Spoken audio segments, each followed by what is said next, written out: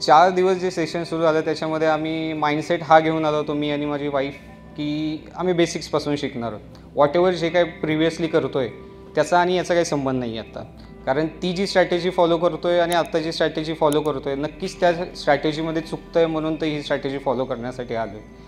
तर ज्यावेळी ही स्ट्रॅटेजी बघितलं आणि तुमचं समजावणं बघितलं त्याच्यातून म्हणजे एक बेसिक थॉट्स जे असतात, म्हणजे क्रिटिकल टर्म्स न वापरता, ज्या वाक्यप्रचार जे असतात की जे कळणार नाहीत ते न वापरता तुम्ही ज्या काही गोष्टी सांगायला हव्यात त्या बेसिक्स सांगितल्या. आणि आवडलं म्हणजे हे की तुम्ही काही गोष्टी आम्हाला सांगितल्या फर्स्ट डेला आणि आम्ही क्युरियस होऊन ते क्वेश्चन विचारले का, कारण यूट्यूबवर वगैरे नॉलेज बघितलं आणि ते टर्म्स तुम्हाला विचारले जसं की डायव्हर्जन, बट तुम्ही आम्हाला तिथे होल्ड केलं, थांबा म्हटले सांगणार आहे.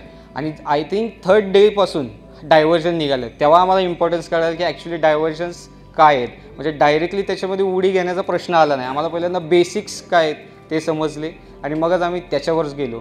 आणि आता तो एक प्लस पॉईंट आला की बाबा थिअरी कितीही वाचायची आहे आपल्याला, बट त्याच्या आधी पहिलं बेसिक्स पक्कं करायचं आहे. आणि जे तुम्ही आमचं बेसिक्स पक्कं केलं त्याच्यावरून आम्हाला एक डायरेक्शन मिळाली आहे आणि एक फिअरलेस एंट्री जी म्हणतो मार्केटमध्ये ती घेण्याची एक क्षमता नक्कीच मिळाली आहे.